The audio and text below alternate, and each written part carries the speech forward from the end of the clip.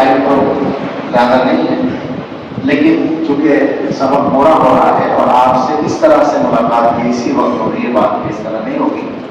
اور اتفاق یہ بھی ہے کہ ختم ہونے کے بعد سے ہماری کتاب سب سے پہلے، تو ٹھیک ہے جو بات کرنی ہے وہ اس میں کر لیں. پہلی بات تو یہ ہے کہ علم کے لیے ساری زندگی مستعد رہیں. روزانہ مطالعہ، میں جلدی جلدی بولوں گا نمبر وار تاکہ ضروری باتیں سب آ جائیں. روزانہ کچھ نہ کچھ مطالعہ جاری رکھیں. ہر دن آپ کے علم میں ترقی ہو. اگر آپ عالم بنے ہیں تو یہ گرہ مان ہے. میں نے کہا تھا کہ میں چاہتا ہوں کہ ہر عالم 100 صفحے روزانہ مطالعہ کرے. جن لوگوں کو باقی بڑا عالم بننا ہو، یعنی حقیقت میں علم حاصل کرنا ہو، وہ تو اسی کا اہتمام کر لیں 100 صفحے کا. لیکن 10 صفحے سے نیچے تو کوئی بھی نہ جائے. کم از کم 10 صفحے روزانہ پابندی سے ضرور پڑھیں. اور کیا پڑھنا ہے؟ وہ چند چیزیں وہ ہیں جو ہر عالم کو پڑھنے کی چاہیے. قرآن کریم کی تفسیر میں 2-3 تفاسیر تو فرض کے درجے میں آدمی دیکھ لیں. معارف القرآن ہے، بیان القرآن ہے، اور حاشیہ یہ جو ترجمہ شیخ الہند حاشیہ علامہ شبیر عثمانی رحمۃ اللہ علیہ، یہ 2-3 تفاسیر تو بالکل فرض سمجھ کر ہر آدمی پڑھ لے تو اس سے قرآن کریم کا خلاصہ اس کے سامنے آ جائے گا. اسی طرح سے حدیث کی کچھ کتابیں، خاص طور سے جو اردو میں حدیث کی تشریح میں لکھی گئی ہیں، ان میں 2 کتابیں ترجمان السنہ مولانا بدر اعظم بیٹھی رحمۃ اللہ علیہ کی اور معارف الحدیث مولانا فضل نعمانی رحمۃ اللہ علیہ کی، ان کو ضرور پڑھیں. ان کے علاوہ بھی بعض کتابیں اس انداز پر لکھی گئی ہیں، جیسے مولانا خالد محمود رحمۃ اللہ علیہ، ان کی آثار الحدیث ہے، وہ بھی مفید کتابوں میں ہے.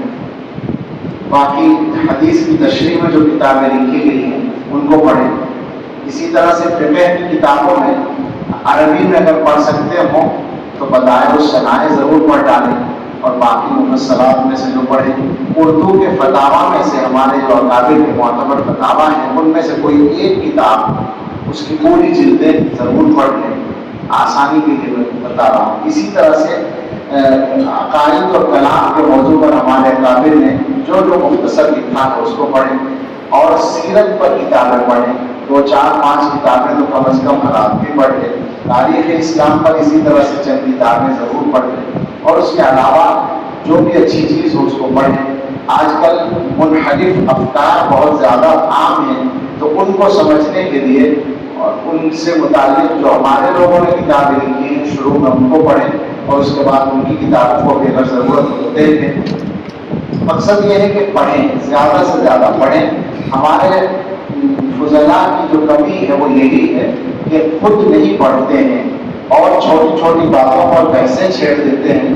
جو بحثیں بتا دیتی ہیں خود کہ پڑھا نہیں، جو بحث پڑھنے کی بنیاد پر وہ الگ ہوتی ہے، اور جو بغیر پڑھے ہوتی ہے وہ الگ ہوتی ہے. اور آج کل کا سوشل میڈیا اس کام کے لیے بہترین یا بدترین گواہ ہے کہ اکثر لوگ اس پر جو لکھ رہے ہیں بول رہے ہیں وہ بغیر پڑھے بول رہے ہیں، اپنی گھوڑے دواتے رہتے ہیں اور پڑھنے کو تیار نہیں ہوتے. اور جب پڑھنے کی بات چل رہی ہے تو اسی سے مربوط کر کے ہم وہ بات بھی کہتے ہیں جو بنیادی بات ہے، وہ یہ ہے کہ جتنا زیادہ پڑھو گے، قرآن و حدیث کو پڑھو گے، فقہ کو پڑھو گے، کلام کو پڑھو گے، امت کے علمی سرمایہ کو جتنا زیادہ پڑھو گے اور اس پر جتنی زیادہ آپ کی نظر ہوتی جائے گی، یہ بات آپ پر واضح ہوتی جائے گی کہ جو آپ کے اکابر کہلاتے ہیں علماء دیوبند، انہوں نے جو فکر اختیار کی ہے وہ سب سے زیادہ صحیح فکر ہے. یہ سرسری بات نہیں ہے، چلتی پھرتی بات نہیں ہے، محض دعویٰ نہیں ہے، اور صرف ہمارا کہنا نہیں ہے، بلکہ بہت کچھ پڑھ کر اور سن کر کہا جاتا ہے جو علماء نے کہا ہے اور سمجھا ہے. جو اعتراضات ہوتے ہیں ہمارے اکابر کی چیزوں پر وہ سب اسی وقت تک ہوتے ہیں جب تک آپ نے پڑھا نہیں ہوتا. اور جتنا زیادہ گہرائی کے ساتھ آپ پڑھتے چلے جاتے ہیں تو آپ پر یہ واضح ہوتا جائے گا کہ ہمارے اکابر نے جو کہا ہے وہ بالکل صحیح ہے. یعنی اس کو ایک حصی مثال سے سمجھ لیں کہ ایک آدمی یہاں سے چلا اور 10 میل تک پیدل چلا گیا اور پھر وہاں سے آ کر اس نے بتایا کہ 1 میل پر یہ چیز ہے اور 1.5 میل پر فلاں ہے اور 2 میل پر یہ ہے، مختلف چیزوں کے بارے میں خبر دی۔ ایک آدمی 1 میل پر چلا اور وہیں کھڑے کھڑے سوالات شروع کر دی کہ اچھا یہ کیسے ہو سکتا ہے، وہ کیسے ہو سکتا ہے، تو کیا کہا جائے گا کہ جا کر دیکھو ہے یا نہیں، اگر نہیں ہو تو کہنا، تو چل کر دیکھو، پڑھ کر دیکھو، مطالعہ کر کے دیکھو، آپ کو پتہ چلے گا۔ ہم نے تو یہی سمجھا اور دیکھا ہے، ہماری یعنی میں اپنی بات کرتا ہوں کہ مجھے اس معاملے میں جو زیادہ وہ ہے، میں صحیح بات یہ ہے کہ جو کچھ ابن ماجہ میں کرنا چاہیے تھا مجھ سے نہیں ہو سکا، اور اس کی آپ سے بھی معذرت چاہتا ہوں۔ کتاب کا حق تو خیر کون ادا کرے اور ادارے کا حق کون ادا کرے، لیکن ہم سے تو آپ کا بھی حق ادا نہیں ہوا، سچی بات ہے۔ لیکن ابن ماجہ کے مقدمے کا جو موضوع ہے اس کی روشنی میں جو تھوڑا بہت میں نے عرض کیا ہے آپ سے، وہ شاید آپ نے سمجھا بھی ہے، بڑی حد تک محسوس بھی کیا ہے اس کو، تو وہ یہ ہے کہ ہمیں یہ ذوق الحمدللہ ملا ہے، اور اس کو پھر ہم نے زیادہ سمجھنے کی آگے بڑھ کر کوشش کی ہے۔ میرے والد صاحب رحمۃ اللہ علیہ، مولانا سعید احمد صاحب ان کا نام تھا، ان کا انتقال ہو گیا جب میں 16 ہی سال کا تھا، لیکن میں نے ان سے حفظ بھی کیا تھا اور قافیہ سے نیچے کی ساری کتابیں شروع کی انہیں سے پڑھی تھی۔ تو ان کا جو ذوق تھا اس میں وہ حضرت مدنی رحمۃ اللہ علیہ کے شاگرد تھے، اور ان کو حضرت سے وہی ذوق ملا تھا۔ پھر وہ آگے چل کر میں نے گنگو میں پڑھا ہے، زیادہ تعلیم میری گنگو میں ہوئی، دورہ بھی پڑھا وہاں، پھر دوبارہ یہاں کر پڑھا۔ تو وہاں حکیم ننو میاں صاحب رحمۃ اللہ علیہ، جو حضرت گنگوئی رحمۃ اللہ علیہ کے پوتے تھے، وہ بھی حضرت مدنی رحمۃ اللہ علیہ کے شاگرد تھے۔ ان کی صحبت میں بہت رہنے کا موقع ملا، بڑا گہرا ان کا علم تھا، بڑے آدمی تھے۔ پھر یہاں آ کر دارالعلوم دیوبند میں تو یہاں کی فضائیں اور ہوائیں بہت کچھ سکھا دیتی ہیں آدمی کو، بشرطے کہ قبول کرنے کی صلاحیت ہو۔ لیکن اس کے ساتھ ساتھ مجھے اپنی خوش قسمتی سے 30 برس کی طویل اور قریب ترین صحبت ملی حضرت مولانا ریاست علی صاحب رحمۃ اللہ علیہ۔ ان سے رشتہ داری کی وجہ سے ان کے یہاں پردہ بھی بدل نہیں تھا اور ان کی محبت بھی حاصل تھی۔ تو وہ ایسی شخصیت تھی ہمارے اساتذہ میں جن سے ہر ملاقات میں کچھ سیکھا جا سکتا تھا، تو الحمدللہ اس کی نیت رہتی تھی، وہ توفیق ملی۔ تو ان سب کی روشنی میں پھر ہم نے دوسرے علماء کو دیکھا اور پڑھا اور سنا اور سمجھا اور جاننے کی کوشش کی، تو ان سب کی روشنی میں ہم پورے اعتماد کے ساتھ دیکھتے ہیں۔ ہو سکتا ہے ہم سے ترجمانی پوری نہ ہو، لیکن اس اعتماد میں کوئی کسر نہیں ہے کہ فکر یہی صحیح ہے جس کو فکر دیوبند کہتے ہیں۔ مسئلہ فرقہ پرستی کا نہیں ہے، مسئلہ مسلکی تعصب کا نہیں ہے۔ ہمارے زمانے میں ایک بڑی پریشانی یہ ہو گئی ہے کہ لوگ جو ہیں نعروں سے اور پروپیگنڈوں سے متاثر ہو جاتے ہیں، ہمارے لوگ دوسروں کے پروپیگنڈوں سے۔ بہت سے ہمارے اچھے لوگوں میں بھی، یعنی جو عقیدے کے اعتبار سے خود صحیح ہے، ایک طبقہ ہے اچھا خاصا، وہ مزاج یہ رکھتا ہے کہ عقیدے کے اختلاف یا مسلک کا اختلاف جس کو کہا جاتا ہے اس کے بارے میں بات نہیں کرنی چاہیے۔ تو اس کی وجہ سے ایک ماحول میں شبہات پیدا ہوتے ہیں۔ بہت سے لوگ ان میں سے ایسا کرتے ہیں کہ صاحب مسلک کی اختلاف نے امت کا بیڑا غرق کر دیا اور مسلک کی اختلاف سے امت کو بڑا نقصان پہنچا۔ تو آپ سمجھ لیں اچھی طرح سے کہ ہمارے دیوبند کا جو مذہب و مسلک ہے اس میں یہ کہیں نہیں ہے کہ ہم لوگوں کو یہ دعوت دیتے ہوں کہ آپ دیوبندی بنے، جس کو دیوبندی کہا جاتا ہے، یا آپ دیوبند کا نام لیں۔ ہمارا تو صحیح بات یہ ہے کہ دیوبندی نام ہی رکھا ہے بریلویوں نے۔ ہم نے اپنا نام خود دیوبندی نہیں رکھا، یہ تو انہوں نے رکھا ہے۔ ہم نے کیا رکھا؟ کچھ بھی نہیں رکھا، بلکہ ہمارے عقائد کی جو دعوت تھی وہ تو یہ تھی کہ اہل سنت والجماعت کے جو صحیح عقائد ہیں ان پر قائم رہو۔ اب اس میں ہوتا کیا ہے، بہت سے حضرات نے بحث اٹھائی اپنے لوگوں نے بھی کہ دیوبند کوئی مسلک ہے یا نہیں، اگر مسلک ہے تو نئی چیز ہے، اور اگر مسلک نہیں ہے تو کیوں کہتے ہو مسلک؟ تو میں نے کہا کہ نہیں، یہ دونوں باتیں ٹھیک ہیں، مسلک ہے بھی اور نہیں بھی ہے۔ نہ ہونے کا مطلب یہ ہے کہ دیوبند میں کوئی نئی بات نہیں ہے، دیوبند میں وہ سب ہے جو اہل سنت والجماعت کا مذہب ہے، لیکن پھر نئی بات کیا ہے جس کی وجہ سے ایک امتیاز قائم ہوتا ہے، تو وہ یہ ہے کہ ہر دور میں غلط فکر والے لوگ کچھ چیزیں سامنے لاتے ہیں، اس کی ترتیب اہل حق کی ذمہ داری ہوتی ہے، اہل حق اس ذمہ داری کو پورا کرتے ہیں، ان کی ترتیب کے لیے جو کچھ لٹریچر سامنے آتا ہے وہ صحیح مسلک کی پہچان بن جاتا ہے۔ آپ نے پڑھا ہوگا اور یقیناً پڑھا ہوگا، یہ میں ویسے ہی نہیں کہہ رہا ہوں، کہ امام مالک رحمۃ اللہ علیہ سے پوچھا گیا، اور بعض جگہ لکھا ہے کہ امام ابو حنیفہ رحمۃ اللہ علیہ سے پوچھا گیا کہ اہل سنت کی کیا علامت ہے، تو انہوں نے کیا فرمایا؟ ان تفضل الشیخین وتحب القدمین وتربص على الکفین، شیخین کو فضیلت دو اور قدمین یعنی دونوں دامادوں حضرت عثمان اور حضرت علی رضی اللہ عنہما سے محبت رکھو، اور مسح الکفین کو جائز سمجھو۔ یہ تین علامتیں بتائی، کس چیز کے مقابلے میں ہوتی ہیں؟ شریعت کے مقابلے۔ تینوں علامتیں وہ ہیں جو شیعہ سے ممتاز کرتی ہیں۔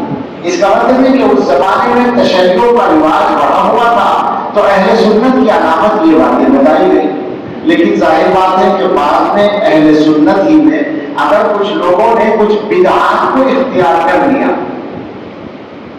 وہ بدعات چاہے بریلوی طبقے کی بدعات ہو یا جماعت اسلامی کی بدعات ہو یا اہل حدیث کی بدعات ہو،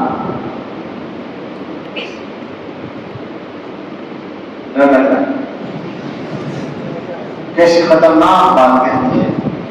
میں نے ایک دن کہا تھا کہ اس مسلک پر بیٹھ کر کوئی غیر ذمہ دارانہ بات نہیں کہی جا سکتی، بلکہ آگے بڑھ کر کہہ لو کہ چاہے وہ دیوبندیوں کی بدعت ہو، بات تو پوری کہنی پڑے گی، الحق یقال، جو حق ہوگا وہ کہا جائے، وہ سب ان سب کی تردید جب کی جائے گی تو جو لٹریچر بنے گا وہ الگ کی علامت بنے گا۔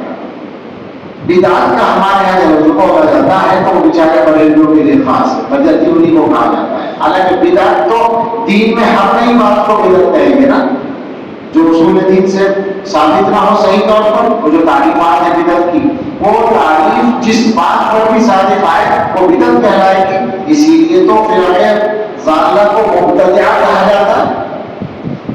یہ ٹھیک ہے کہ یہاں اس طبقے میں بہت سی بدعات عملی بدعات ہیں وہ الگ ہیں، لیکن عقیدے کی غلطی کو بھی بدعت کہا گیا ہے اور عملی غلطی کو بھی بدعت کہا گیا ہے۔ اور جب بدعت ہر نئی بات کو کہیں گے جو دین میں ثابت نہ ہو، تو اگر ہمارے اہل حدیث بھائی یہ کہیں کہ ہر مسئلے کے لیے حدیث ہونا ضروری ہے تو یہ بدعت ہے یا نہیں مجھے بتاؤ۔ جب یہ کہیں لکھا ہی نہیں ہے، نہ کسی حدیث میں لکھا نہ کسی صحابی نے کہا کہ ہر مسئلے کے لیے حدیث ہونی چاہیے، تو یہ نئی بات ہے یا نہیں دین میں؟ یہ صرف دھوکہ ہے۔ یہی بات ہے اگر جماعت اسلامی والے بھائی یہ کہیں کہ نبی کے علاوہ کوئی حق کا معیار نہیں ہے، جبکہ امت کے علماء فقہاء مجتہدین صحابہ کو معیار مانتے ہو، تو یہ بدعت کہلائے گی یا نہیں کہلائے گی؟ میں کسی سے لڑنے کے لیے نہیں بیٹھا، میں طلبہ دیوبند کو، ابنائے دیوبند کو بتانے کے لیے بیٹھا ہوں، لڑائی کے لیے نہیں۔ میں نے پہلے کہا یہی بات شروع کی تھی، اصل میں بات یہ ہے کہ ہماری یہ دعوت نہیں ہے کہ ہم کسی سے یہ کہیں کہ ہمارے مقلد بن جاؤ، ہم کہتے ہیں اہل سنت والجماعت کے صحیح عقیدے پر آ جاؤ، بس یہ ہمارا مطالبہ ہے۔ اب جب تم صحیح عقیدے پر آؤ گے تو اتفاق سے دیوبندی ہی بن جاؤ، اس کا کیا کریں گے؟ ٹھیک ہے، یہ بیچ کا جملہ اپنوں ہی کے لیے، دوسروں سے کہنے کے لیے نہیں ہے، لیکن یہ واقعہ ہے کہ اسی طرح ہوگا۔ مجھ سے کہا تھا ایک مرتبہ، شاید میں نے سنایا ہو، بمبئی میں جلسہ تھا کہ امت مسلمہ میں اتحاد کیوں اور کیسے، اس پر گفتگو کرنی ہے۔ میں نے کہا بھائی اس میں دو سوال ہیں، ایک تو یہ کہ اتحاد کیوں، اس کا جواب یہ ہے کہ کیوں نہیں۔ یہ کوئی سوال نہیں، بھائی امت میں اتحاد ہونا ہی چاہیے، جب امت ایک ہے تو اتحاد بھی ہونا چاہیے۔ اصل سوال دوسرا ہے کہ امت میں اتحاد کیسے ہو، اس کا جواب تفصیل چاہتا ہے۔ میں نے کہا کہ اس کے دو جواب ہیں۔ ایک جواب ایسا ہے کہ میں اتحاد کے موضوع پہ ایک تقریر کروں، پرجوش تقریر کر سکتا ہوں. ایک زمانے میں کی پرجوش تقریر، اب قصدن چھوڑی. میں نے کہا میں کہوں کہ امت میں اتحاد ہونا چاہیے، اختلاف نہیں ہونا چاہیے، مسلک نے یہ کر دیا، فلاں نے یہ کر دیا، فلاں نے یہ کر دیا. کچھ لوگوں کو عادت ہوتی ہے اتحاد کے موضوع پر چند جملے، رٹے ہوئے جملے بولتے ہیں اور امت میں فساد پیدا کرتے ہیں. دھوکہ دیتے ہیں ایسے لوگ جو اتحاد کے لفظوں کے ساتھ تقریریں کرتے ہیں. میں نے کہا کہ میں اتحاد کے موضوع پر ایک پرجوش تقریر کروں، آپ کو پسند آئے گی. مجمع سے کہا میں نے آپ کو پسند آئے گی، مگر مجھے یقین ہے کہ اللہ کو پسند نہیں ہے. صحیح بات نہیں ہوگی. صحیح بات ہے، صحیح بات جو ہے وہ یہ ہے کہ اتحاد کیسے پیدا ہو، اس سوال کے جواب کے لیے سوچیں کہ اختلاف کیسے پیدا ہوا. تو آدمیوں میں جھگڑا ہو اور آپ سے کہا جائے کہ مصالحت کرا دو، آپ کو سالس بنایا جائے، تو آپ یہی تو پوچھیں گے لڑائی کیا ہے. پہلے لڑائی کی بنیاد معلوم کریں، اس کے بعد اتحاد کی بات کریں گے. تو میں نے کہا اختلاف کیسے پیدا ہوا.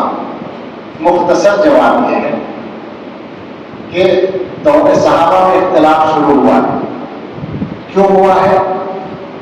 ما انا علیہ و اصحابی سے ہٹنے کی وجہ سے. کچھ لوگ صحابہ کے دلیل سے ہٹے، روافض اور خوارج. سب سے پہلے یہاں سے اختلاف شروع ہوا.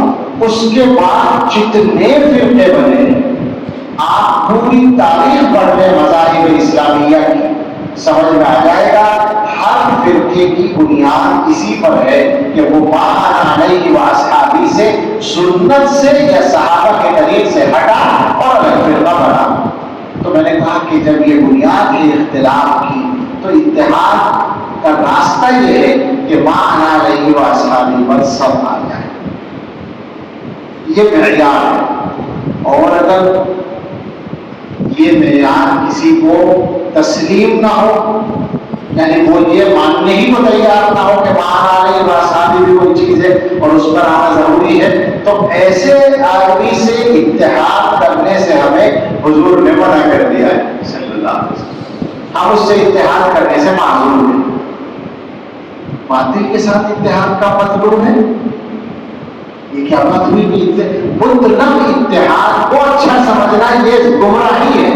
یاد رکھنا ہمیشہ مطلق اتحاد کو تم اپنے دنیا کے معاملات میں تو اچھا نہیں سمجھتے ہو. ایک آدمی تمہاری زمین دبا لے اور تم مقدمہ کرو تو وہ کہے نہیں لڑائی نہیں کرتے اتحاد سے رہتے ہیں، تو تم کیا کہو گے کہ میری زمین چھوڑ دے، تم نے تو اختلاف کیا. ہم یہی کہتے ہیں کہ دین ہے اللہ کا اور محمد رسول اللہ صلی اللہ علیہ وسلم کا، اور اس کے بعد دین ہے اصحاب محمد صلی اللہ علیہ وسلم کا. ان کے طریقے پر رہو، اختلاف نہیں ہوگا. ان کے طریقے سے ہٹو اور پھر ہم سے یہ چاہو کہ ہم تمہیں کچھ نہ کہیں، یہ نہیں ہوگا. یہ ڈیوٹی ہے ہماری. ہم ایسے اتحاد سے معذور ہیں. صاف بات. ایسے اتحاد سے بالکل معذرت ہے جو ما انا علیہ و اصحابی کے معیار پر قائم نہ ہو. یہ بھی میں نے کہہ دیا آہستہ سے. یہ ہو سکتا ہے کہ یہ اختلاف ہو کہ اس معیار پر ہم قائم ہیں یا آپ قائم ہیں، اس پہ گفتگو کر لو بیٹھ کر. سمجھ لو بات کو طے ہو جائے گا. بعض علماء تھے وہاں، ہمارے مفتی صاحب جو ہیں وہاں کے مہاراشٹر کے بڑے مفتی صاحب، وہ کہنے لگے، مفتی عبد الرحمان صاحب کہنے لگے آہستہ سے مناظرے کا بھی چیلنج دے دیا آپ. تو بات یہ ہے کہ ہمارا یہ مطالبہ نہیں ہے اکابر دیوبند کا اور علماء دیوبند کا کہ ہم لوگوں سے یہ کہیں کہ ہمارے فرقے میں آؤ. حقیقت میں ہم چاہتے ہیں کہ ہمارا فرقہ ہی کوئی نہیں، لیکن ایک فرقہ بہرحال ہے اور وہ ہے اہل سنت والجماعہ. ہم لوگ اتحاد کی باتیں کرتے ہیں پانی پی پی کر، اور اختلاف اور انتشار پیدا کرنے والے کام کرتے ہیں. سوائے جھوٹ کے اس کو کیا سمجھا جائے؟ ہمیں تو آپ سے کہنا ہے آپ مضبوطی کے ساتھ قائم رہیے. آپ میں کمزوری آ رہی ہے اور یہ کمزوری ہمارے اکابر فکر کی کمزوری نہیں ہے، بلکہ آپ کے اپنے اندر یہ کمزوری ہے کہ آپ کو صحیح سرے سے پتہ ہی نہیں چل رہا ہے کہ صحیح راستہ دکھانے والے کون لوگ ہیں. آپ باہر سے متاثر ہو رہے ہیں اور آپ مطلب صرف یہ چند طلبہ، 1000 1500 طلبہ نہیں ہے جو سامنے بیٹھے ہیں. آپ کا مطلب وہ ساری نسل ہے جو آج کل سامنے آ رہی ہے. عجیب بات ہے، کیسی باتیں کرنے لگے ہیں. ہمارے اپنے لوگ کوئی بحث شروع ہوتی ہے اور مسائل وہ ہیں جو مفروض اٹھا ہے، مقرر مسائل ہیں، بڑوں نے سب طے کر رکھا ہے، اور مسائل پر بات کرنے بیٹھتے ہیں، نئی نئی باتیں کرتے ہیں. میں نے کسی جگہ تقریر پر کچھ کہہ دیا تو مجھے چیلنج دیا گیا کہ ایک ہفتے کا چیلنج دیتے ہیں کہ اس مسئلے کو قرآن اور حدیث سے ثابت کریں مولانا. میں نے کہیں تقریر کرتے ہوئے جواب دے دیا کہ مجھے یہ چیلنج منظور نہیں ہے، بالکل منظور نہیں ہے. اور اس لیے نہیں کہ مجھے کچھ پتا نہیں ہے، الحمدللہ پتا ہے. اس لیے منظور نہیں ہے کہ میرے سر میں درد نہیں ہے کہ میں اس کو قرآن و حدیث سے ثابت کرنے بیٹھوں، اس لیے کہ میرے بڑے ثابت کر کے جا چکے ہیں. جو مسائل امت میں طے ہو چکے ہیں، ائمہ ہمارے اکابر طے کر چکے ہیں، ان میں آپ کے غور کرنے کا کیا مطلب؟ آپ بولتے کون ہیں؟ دو لفظ آتے ہیں، آپ کا سر چھوٹا ہے، آپ کا آسما خراب ہے، آپ سمجھ رہے ہیں کہ اب بہت کچھ آ گیا، پڑھو تو پتا چلے گا. ہم میں سے 100 آدمی مل کر بھی علامہ انور شاہ کشمیری کے برابر نہیں پڑھنے والے ہیں. علامہ کشمیری تو پکے مقلد ہیں. علامہ کشمیری تو اپنے اکابر کے دلیل پر ہیں، وہ تو شیخ الہند کی جوتیاں سیدھی کرتے ہیں، اور تم ابو حنیفہ میں زمانے بولتے ہو.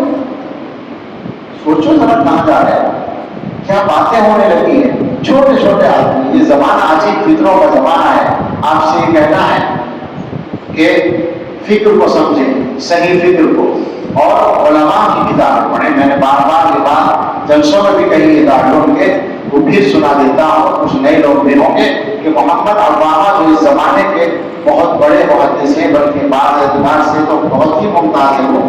انہوں نے یہاں دارالعلوم میں دفتر اہتمام میں بیٹھ کر 2010 میں شاید وہ آئے تھے، اہتمام میں بیٹھ کر انہوں نے اساتذہ اور محترم صاحب کی موجودگی میں کافی دیر گفتگو کی تھی. اس کا آغاز میں الفاظ سے کیا تھا کہ میں نہیں جانتا کہ آپ کو اللہ تعالیٰ کی اس نعمت کا پورا احساس ہو جو اللہ نے آپ کو دے رکھی ہے. ہم سے کہہ رہے ہو، اس وقت وہ مدینے میں رہتے تھے، اب تو شاید ترکی میں. انہوں نے فرمایا انا فی جوف علمی فوق بی وانتم فی جوف علمی مستقل. میں منتشر علمی فضا میں رہتا ہوں چونکہ حالات میں مجتہد ہے وہاں، اور آپ ایک مستحکم علمی فضا میں. یہ گفتگو شروع کی اور دیر تک بولتے رہے، اور آخر میں یہ فرمایا کہ آپ اپنے طلبا کو پابند کریں اس بات کا کہ وہ آپ کے اکابر کی کتابوں کے علاوہ کسی کی طرف آنکھ اٹھا کر بھی نہ دیکھیں.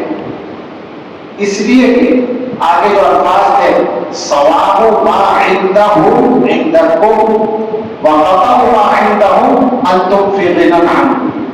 جو ان کے پاس، دوسروں کے پاس صحیح چیزیں ہیں وہ آپ کے پاس بھی موجود ہیں، اور جو ان کی غلطیاں ہیں ان کی آپ کو ضرورت نہیں.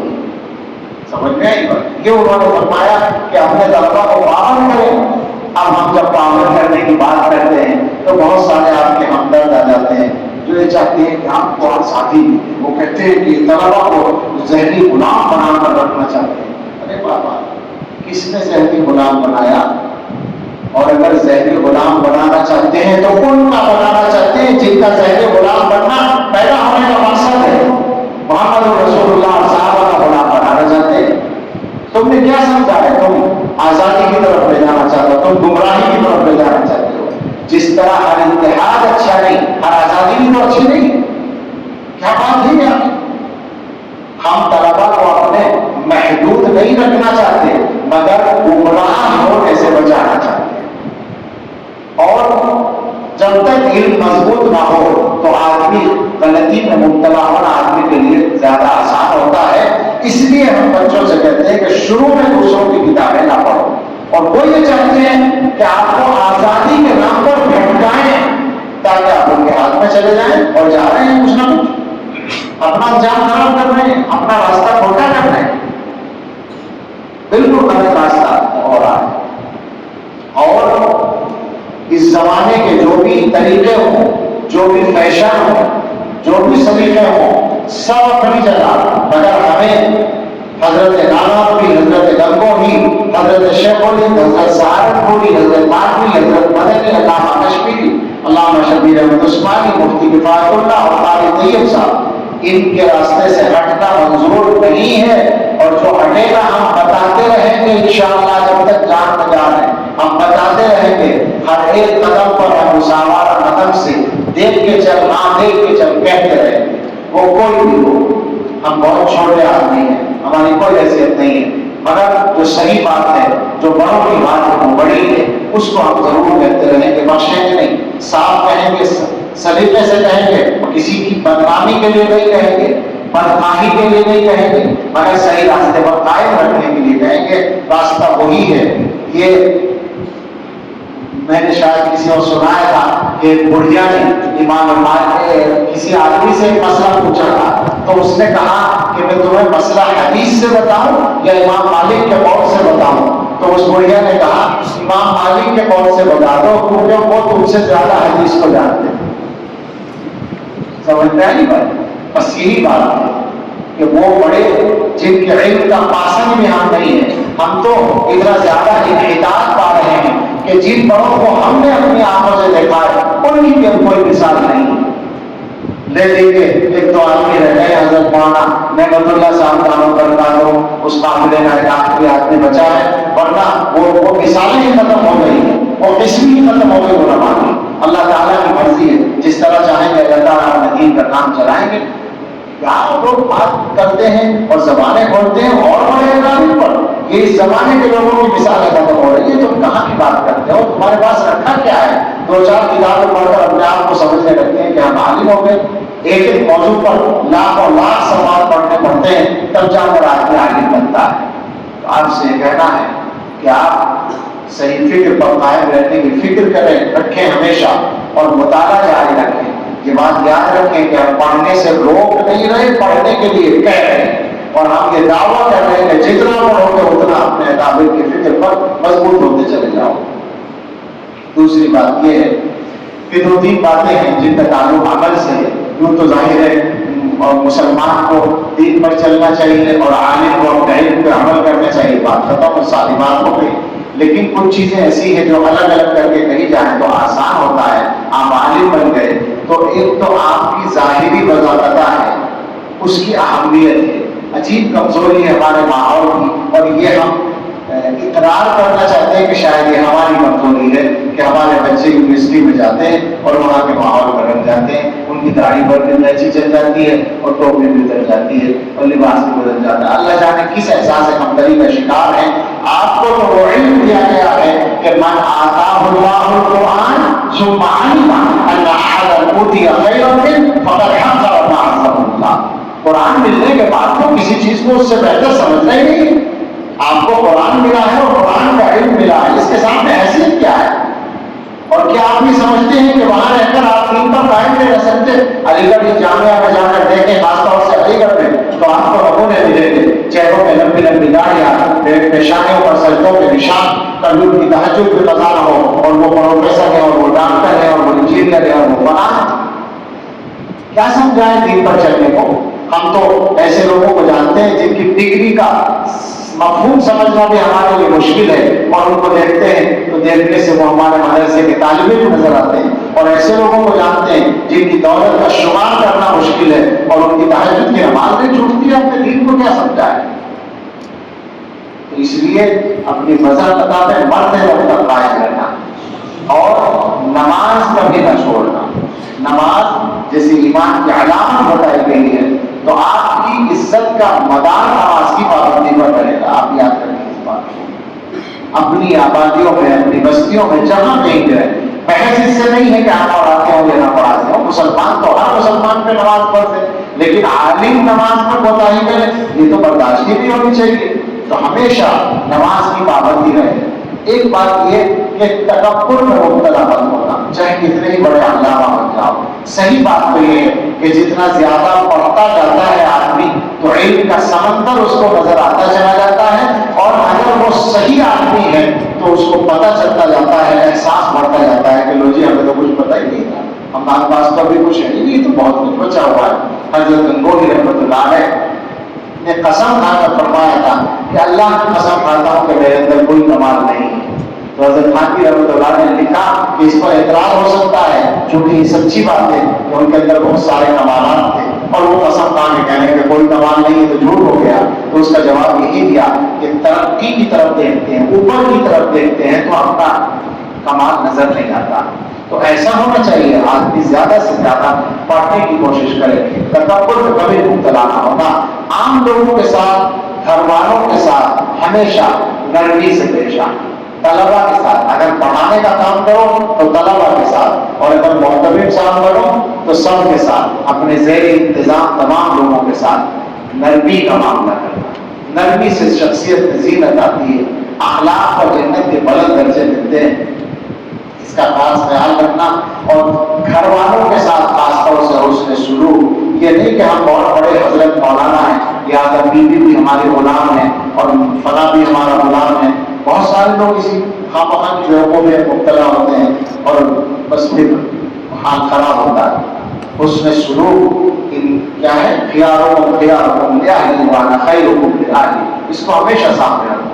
اور رسول اللہ صلی اللہ علیہ وسلم کی سنت پر جتنا ممکن ہو عمل کرنے کی کوشش کرو. ہم نے شروع میں سنت پر عمل کی ایک تفصیل بیان کی تھی، وہ آپ کو یاد ہوگی کہ تمام ظاہری اعمال کو سنت کے تابع بنا لو، تمام باطنی اعمال کو سنت کے تابع بنا لو، تمام اعمال کی کیفیات کو سنت کے تابع بنا لو. اس کے علاوہ قرآن کریم کی تلاوت کو اگر لازم بنا لو اپنے لیے، روزانہ بلا ناغہ تلاوت ہوتی رہے تو جناب عالی برکتیں سمیٹی نہیں جائیں. اور درود شریف اور استغفار پڑھنے کا معمول بنا لو. اور اس زمانے میں اگر حسبنا اللہ و نعم الوکیل بھی پڑھنے کا معمول ہو تو زیادہ بہتر ہے. دشمنوں سے حفاظت کے لیے ایک بہترین چیز ہے. تم لوگ فی الحال 100 مرتبہ ہی پڑھنے کی پابندی کر لو تو انشاءاللہ کافی رہے گا. تھوڑا تھوڑا بھی زیادہ ہوتا ہے. اور باقی یہ ہے کہ تعلق سے، اپنے اساتذہ سے، مادر علمی سے، اپنے قابل سے اپنے آپ کو جوڑے رکھو، انشاءاللہ خیر ہوگی. حالات سب طرح کے سامنے ہیں، لیکن ظاہر بات ہے کہ حالات ہی میں سے، مشکلات ہی میں سے آسانیاں بھی نکلتی ہیں. بہت سے بچوں کے ذہنوں میں حالات کا دباؤ ہوتا ہے، تو ذہن میں یہ بات سمجھ لیں کہ ان حالات کے لیے آپ کیا کر سکتے ہیں. اگر آپ کچھ کر سکتے ہیں اور آپ کا کرنے کا مقام ہے تو ضرور کریں، لیکن نہیں ہے تو جو کرنے کا کام ہے بس اس کو کریں. آپ کا کام پڑھنا ہے تو آپ پڑھیں. ابھی آپ کا کام آگے کا کام نہیں کرنا ہے، جن کا کام ہے ہو جانے. اور کوئی غلط کر رہا ہے یا صحیح کر رہا ہے اس کی ذمہ داری آپ پر نہیں آتی، وہ جواب خود دے گا اللہ. حالات بے شک خرابی کی طرف جا رہے ہیں، لیکن ان حالات میں ہم اپنے آپ کو جتنا اچھا بنا دیں تو حالات کو اچھا کرنے میں بھی ہم معاون ہوں گے، اور اپنی حفاظت اور اپنے گھر والوں کی حفاظت کے لیے بھی ہمارے حالات، اچھے حالات مدد کریں گے. اللہ تعالیٰ سے اپنا رشتہ مضبوط کریں اور بزرگوں سے اپنا تعلق قائم کریں، اپنی اصلاح کی ہمیشہ فکر کریں. اور حضرات علماء اور اساتذہ جو ہدایات دیں اور نصیحتیں کریں ان پر عمل کریں. لیکن یہ بات ضرور ذہن میں رکھیں کہ اپنے بڑوں کے اور اکابر کے راستے سے کبھی بھی اپنے آپ کو ہٹنے نہ دیں. چاہے آج کل کا کوئی بھی آدمی کچھ بھی کہہ رہا ہو، لیکن اس کو پرکھیں اپنے بڑوں کی کہ قول و عمل کی روشنی میں یہی صحیح راستہ ہے، یہی سیدھا راستہ ہے. ورنہ آج کل کے انتشار کے دور میں ہر آدمی کی زبان بڑی ہو گئی ہے. سچی بات کہہ رہا ہوں، کوئی سوچتا ہی نہیں ہے کہ میری حیثیت کیا ہے. بولتے رہتے ہیں لوگوں نے بولنا جان لیا ہے. اور آج کل کے سوشل میڈیا نے اس بولنے کو آسان کر دیا ہے. سامنے بیٹھے بغیر بھی آدمی بول سکتا ہے، سامنے پھر بھی کچھ لحاظ کرنا پڑتا ہے، پیچھے اس پر بیٹھ کر جو چاہے آدمی کہہ دیتا ہے. ہر آدمی نے یہ سمجھ لیا ہے کہ ہر مسئلے میں بولنے کا مجھے حق ہے. بہت غلط بات ہے. تو اپنے آپ کو اس طرح کی غلطیوں سے بھی بچائیے. عالم بنیے، عالم بننے کی کوشش کیجیے، اللہ سے علم مانگتے رہیے. جب روزی کمانے کا نمبر آئے تو ایمانداری سے، اخلاص کے ساتھ اور گویا محنت کے ساتھ معاش کے لیے جدوجہد بھی کیجیے. اگر آپ مدرسے پڑھاتے ہیں اور مدرسے کی تعلیم سے فرصت ملے کچھ اور کرنے کی تو ضرور کریں. اور اگر آپ نہیں پڑھاتے ہیں اور تجارت کرتے ہیں تو ضرور تجارت کریں، اور اس کو بھی ایمانداری سے کریں اور اس کو بھی محنت سے کریں. پیسے کمانے کا اگر موقع ملے تو بس ایک شرط کے ساتھ ضرور جتنا چاہے کمائیں، اور وہ شرط یہ ہے کہ وہ حلال، نہ مشتبہ ہو نہ حرام ہو. یہ بات یاد رکھنا مولویوں کام آئے گی کہ شریعت کے خلاف اور غیرت کے خلاف کچھ قبول مت کرنا. عزت ملے. برکت ملے گی۔ شریعت کے خلاف کا مطلب وہی ناجائز، ناجائز سے بچو گے برکت ملے گی، اور غیرت کو محفوظ رکھو گے تو عزت ملے گی۔ کوئی رازق نہیں ہے، اور عام طور پر مالدار لوگ تو کچھ دیتے ہی نہیں ہیں، اور کون دیتا؟ مالدار ہی دیتے ہیں، مگر آپ کو نہیں دیتے۔ آپ کسی بھی مالدار کے پاس جا کر بیٹھے ہو تو حجامت کرے اور وہ آپ کو کچھ پیسے دیتے، ایسا نہیں ہوتا۔ ایک موضوع حدیث ہے، مضمون صحیح ہے، اظہر فیما عند الناس یحبوک، جو لوگوں کے پاس ہے اس میں بے رغبت ہو جاؤ، وہ تم سے محبت کریں گے۔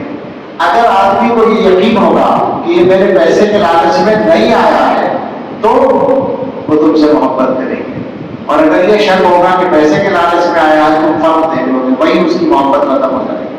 اور دیر ہو گئی، بات لمبی ہو گئی، پھر بھی باتیں میں کچھ سوچا نہیں تھا، لیکن ہو سکتا ہے کوئی بات ضرورت کی رہ گئی ہو، بہت سی باتیں آپ لوگوں نے پوچھ کے معلوم کر لی ہیں۔ میں اس سے بات معذرت چاہتا ہوں، دعا کر لیں اور اس کے بعد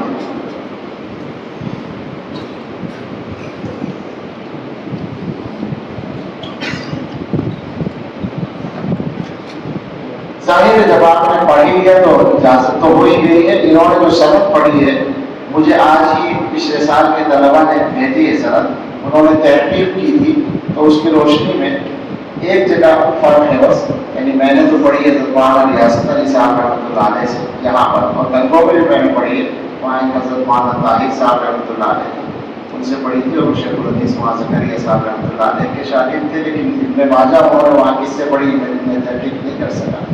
اور حضرت مولانا ریاست علی صاحب رحمۃ اللہ علیہ نے حکیم الاسلام حضرت مولانا قاری صاحب رحمۃ اللہ علیہ سے، اور انہوں نے حضرت مولانا رسول خان صاحبی رحمۃ اللہ علیہ سے، اور انہوں نے حضرت شیخ الہند کے بھائی حضرت مولانا حکیم محمد حسن صاحب دیوبندی رحمۃ اللہ علیہ سے پڑھی۔ شیخ الہند کے بھائی تھے ڈاکٹر کو پڑھاتے تھے، اور انہوں نے حضرت گنگولی رحمۃ اللہ علیہ سے پڑھی، پھر آگے پڑھی سنت۔ تو یہ تکلف بارہ اجازت ہے، اور اجازت کی ہماری کیا اہمیت ہے، لیکن جیسی بھی ہے ہم نے یہ سب کتابیں جن انداز سے پڑھی ہیں تو آپ کو معلوم ہی ہے۔ یہاں کے ہمارے اکثر اساتذہ یا تو حضرت مدنی رحمۃ اللہ علیہ کے شاگرد ہیں، یا حضرت مولانا فخر الدین صاحب رحمۃ اللہ علیہ کے، اور یہ دونوں ہی حضرات شیخ الہند رحمۃ اللہ علیہ کے شاگرد ہیں۔ اس طرح کل ملا کر سند وہی پہنچتی ہے۔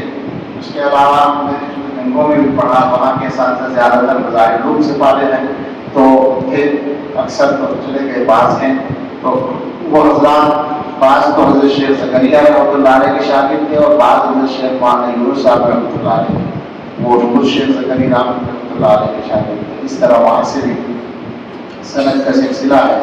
اسی طرح سے ایک مختصر سند ہے، ہمارے استاد تھے جو مظاہر میں بعد میں مدرس ہوئے، اور اس سے پہلے گنگوں میں ہم نے سے پڑھا، حضرت مولانا رئیس الدین صاحب رحمۃ اللہ علیہ، ان کو حضرت مولانا اسد اللہ صاحب رحمۃ اللہ علیہ سے خلافت بھی تھی اور حدیث کی اجازت تو تھی، اور حضرت مولانا اسد اللہ صاحب کو حضرت تھانوی رحمۃ اللہ علیہ سے خلافت بھی تھی اور حدیث کی اجازت بھی تھی، اور حضرت تھانوی رحمۃ اللہ علیہ کو حضرت مولانا شاہ فضل الرحمان کے مراد آبادی رحمۃ اللہ علیہ سے حدیث کی اجازت تھی، اور ان کو براہ راست شاہ عبدالعزیز رحمۃ اللہ علیہ سے اجازت تھی۔ تو اس طرح کی مختصر سند بھی ہے ہماری، اور بھی بہت سے حضرات سے جن سے بھی ہے بہرحال ہو، آپ کو بھی اللہ تعالیٰ مبارک فرمائے، اور آپ سے خدمت لے اور دین کا کام دعا کریں۔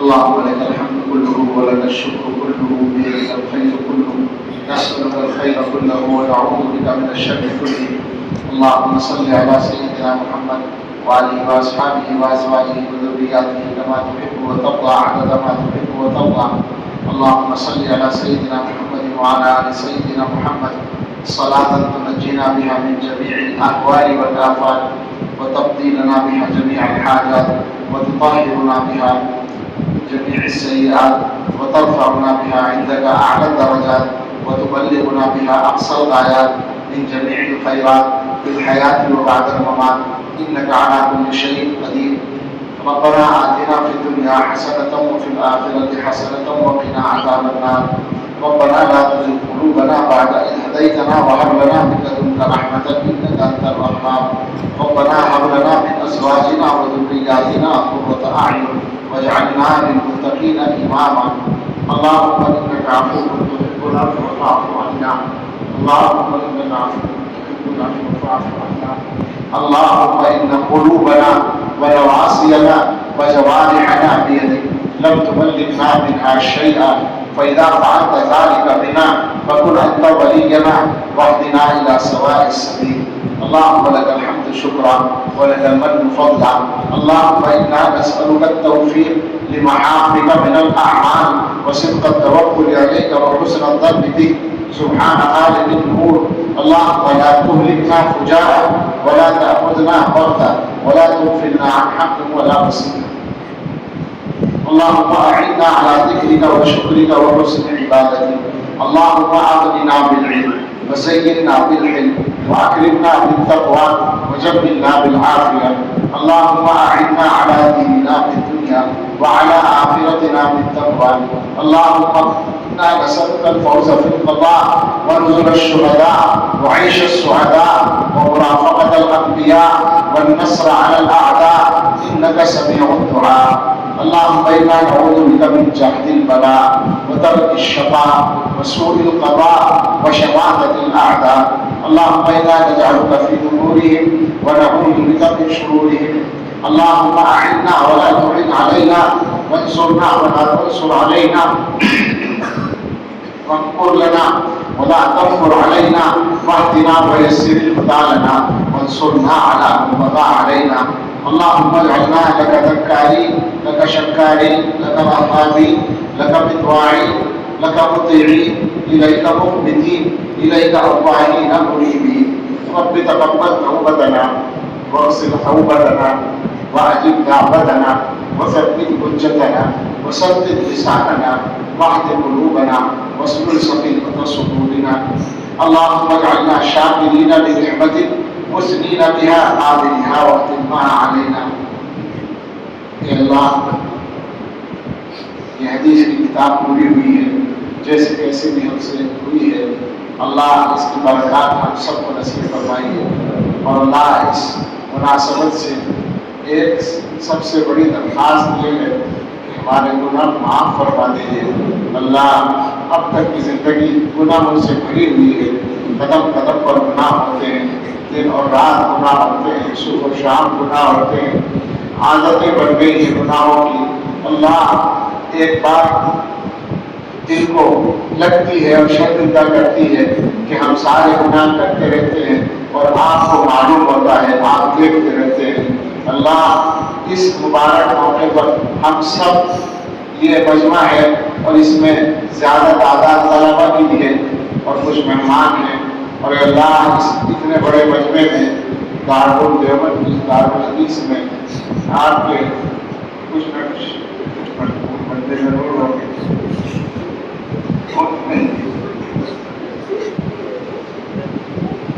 ان کے ساتھ میں ہم نے لحاظ اٹھائے ہیں اللہ ان کی برکت سے اور ہمارے تمام بزرگوں کی برکت سے جن کے واسطے سے یہ علم پہنچا ہے اللہ ہمیں سچی توبہ نصیب فرما دیجیے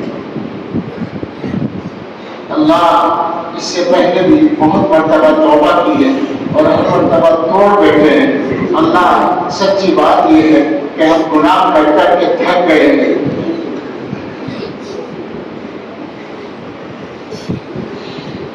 اور گناہوں نے ہمارا بیڑا غرق کر دیا گناہوں نے ہمارا بڑا نقصان کر دیا اے اللہ سچی بات یہ ہے کہ پورے نقصان کا تو ہمیں ادراک بھی نہیں ہے لیکن جتنا ادراک ہے وہ بہت زیادہ نقصان ہے اللہ آپ بہت مہربان ہیں اللہ اگر آپ اپنے بندوں کو بخش دیں تو آپ کا کچھ خرچ نہیں ہوگا کوئی کمی نہیں آئے گی اور ہمارا کام بن جائے گا اور اگر آپ معاف نہیں کریں گے تو بے شک یہ انصاف ہوگا لیکن یہ آپ کا اس میں کوئی فائدہ نہیں ہوگا اور ہمارا بیڑا غرق ہو جائے گا اللہ بچا لیجیے ہمیں اللہ اپنے آپ کو بچانے کے لیے کچھ نہیں کیا ہے مگر ہم اللہ آپ کے بندے ہیں بڑے اللہ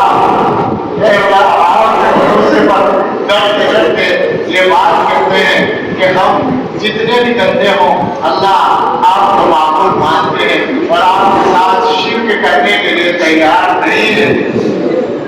ہم آپ کے پیغمبر صلی اللہ علیہ وسلم کو اپنا ہادی اور رہبر مانتے ہیں، خاتم النبیین مانتے ہیں۔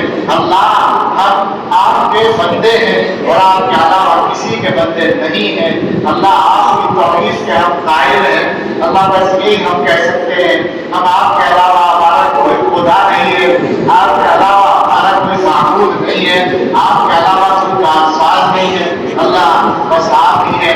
اللہ معاف کر دیجیے اور سچی توبہ نصیب فرما دیجیے۔ اللہ پر کی توبہ دے دیجیے۔ اللہ آج کے بعد ساری زندگی گناہوں سے خالی گزر جائے، گناہوں سے پاک گزر جائے۔ اللہ اس کا فیصلہ فرما دیجیے۔ اللہ جسمانی اور روحانی بیماریوں سے شفا دے دیجیے۔ اللہ ہمیں ہمارے گھر والوں میں، رشتہ داروں میں، متعلقین میں بہت سے لوگ بیمار ہیں۔ بے شمار لوگوں نے دعاؤں کے لیے کہا ہے، پرچیاں دی ہیں یا دلوں میں ارادہ کیا اور سوچا ہے۔ اے اللہ ان کے سب مریضوں کو، میرے بہنوئی بیمار ہیں ان کو اور ہم سبھی کو اس حال میں، اس دار الحدیث میں جتنے لوگ بیٹھے ہوئے ہیں ان سب کو، ہم سب کے گھر والوں کو، ہمارے متعلقین کو اللہ صحت کاملہ عطا فرما دیجیے۔ اللہ جسمانی اور اخلاقی بیماریوں سے شفا دے دیجیے۔ اللہ ہم میں، ہمارے گھر والوں میں، متعلقین میں جو لوگ قرضے کے بوجھ میں دبے ہوئے ہیں، اللہ غیبی مدد نازل فرما کر سب کو قرضوں سے سبکدوش فرما دیجیے۔ اللہ بے گھروں کو آرام دہ گھر دے دیجیے، بے روزگاروں کو بابرکت حلال روزگار دے دیجیے۔ یہ ہمارے بچے جو اس سال فارغ ہو رہے ہیں یا پہلے فارغ ہوئے ہیں یا آئندہ ہونے والے ہیں، اللہ ہر ایک کو معاشی شکتی سے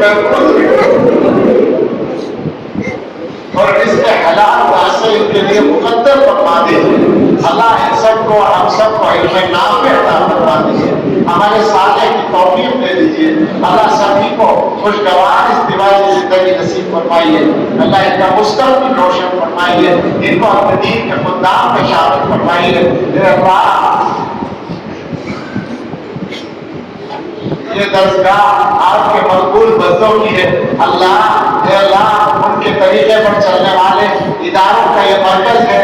اے اللہ آج کے حالات میں اس راستے کو خطرات لاحق ہے۔ اللہ آپ نے مشکل ترین حالات میں یہ ادارہ قائم کرایا تھا اور چراغ سے پھر چراغ کرتے چلے گئے تھے اور ساری دنیا میں روشنی پھیل گئی تھی۔ اللہ آج بھی مشکل حالات آئے ہیں، مگر جن ہاتھوں میں اللہ ہمارے ہاتھوں میں یہ امانت ہے، ہم سمجھتے ہیں کہ ہم کمزور ہیں۔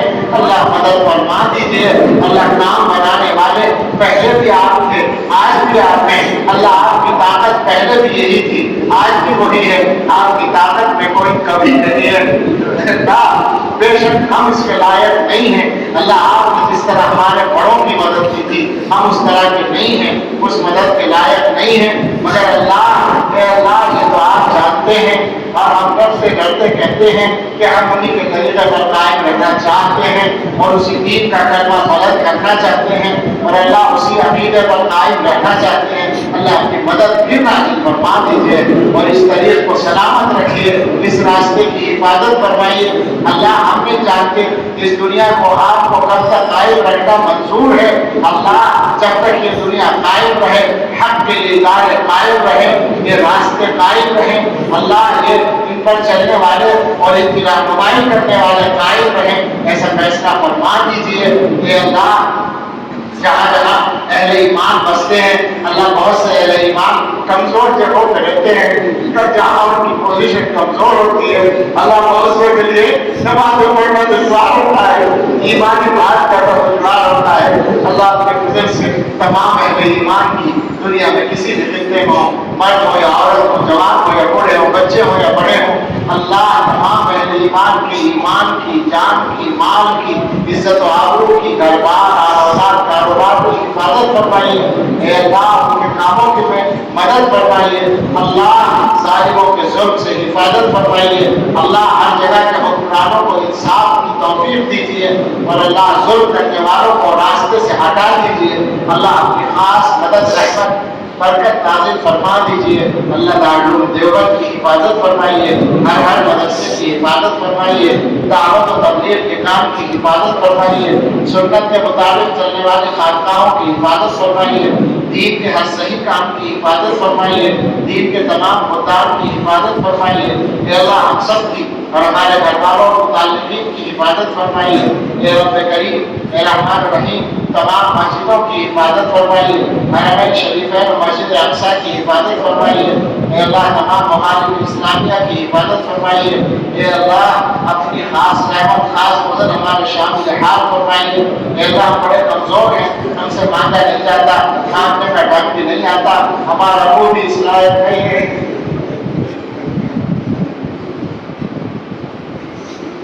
ہمارا وہ اس لائق نہیں ہے کہ ہم مانگے اور بھاگ رکھی جائے. مگر اللہ آپ نے بڑی امید دلا رکھی ہے. حدیث میں کہلوا رکھا ہے پیغمبر صلی اللہ علیہ وسلم سے کہ مانگنے والوں کا بھی آپ پر حق ہوتا ہے.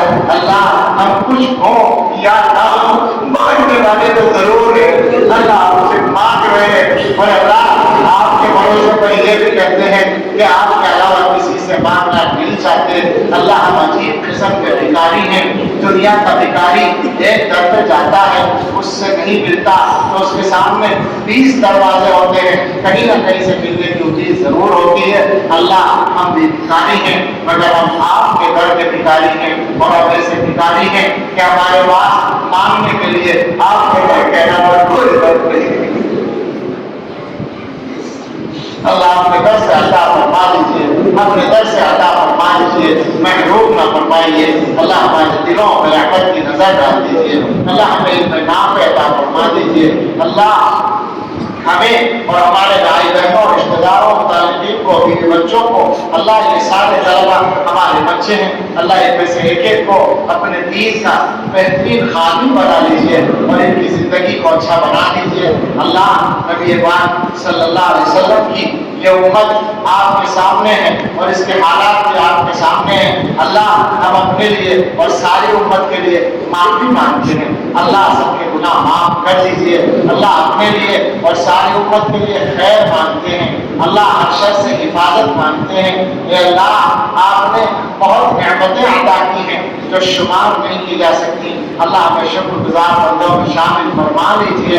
اے اللہ علم کے بعد جہالت کے کاموں سے بچائے رکھیے. اللہ عزت کے بعد ذلت سے بچائے رکھیے. اللہ ہدایت کے بعد گمراہی سے بچائے رکھیے. اللہ صحت کے بعد بیماری سے بچائے رکھیے. اللہ بنا کے بعد فقر سے بچائے رکھیے. اللہ اچھے حال کے بعد برے حال سے بچائے رکھیے. اللہ نعمتیں دینے کے بعد زوال نعمت سے بچائے رکھیے. اللہ ہم سب کے لیے اور پوری امت کے لیے آنے والے وقت کو گزرے وقت سے بہتر بنا دیجیے, اور سب سے بہتر ہم سب کے آخری وقت کو بنا دیجیے. اللہ ہمارے ہم میں سے جس کے والدین دنیا سے رخصت ہو گئے یا متعلقین, اللہ ہم سب کی مغفرت فرما دیجیے. اور جن کے والدین حیات ہیں یا ہمارے اساتذہ ہیں, مشائخ ہیں, اے اللہ ہمارے حضرت دعوت برکاتہم ہیں, ہمارے حضرت محتمم صاحب ہیں, حضرت صدر المدرسین صاحب ہیں, حضرت مولانا نعمت اللہ صاحب ہیں, حضرت مولانا قمر الدین صاحب ہیں, حضرت مولانا مدراسی صاحب ہیں, اور ہمارے دوست مولانا کلیم الدین صاحب کی جوڑ لگی وہ بھی بیمار ہیں, اور بھی بہت سے اساتذہ اللہ بیمار ہیں. اللہ سبھی کو اور اس گناہ گار کو بھی ہم سبھی کو اللہ صحت و عافیت عطا فرمائیے, اور اللہ سبھی کے عمروں میں برکت فرمائیے, اور سبھی کو اپنے بڑوں کا جانشین بنائیے, اور سبھی کے کاموں کو آسان فرمائیے. اللہ ہمارے عزیزوں کا مستقبل روشن فرمائیے, اور ہر ایک کو صحیح راستے پر ساری زندگی قائم رکھیے. اللہ آخر کو ہم سب کا سب سے زندگی کا سب سے اچھا بنا دیجیے, اچھا حصہ بنا دیجیے. اللہ ہم سب اپنے لیے اور پوری امت کے لیے ہر خیر کا سوال کرتے ہیں, عطا فرما دیجیے, اور ہر شر سے پناہ چاہتے ہیں, اپنی پناہ میں لے لیجیے. اللہ علم دین کا جو مشغلہ آپ نے عطا کیا ہے آخری سانس تک اس سے کبھی محروم نہ فرمائیے.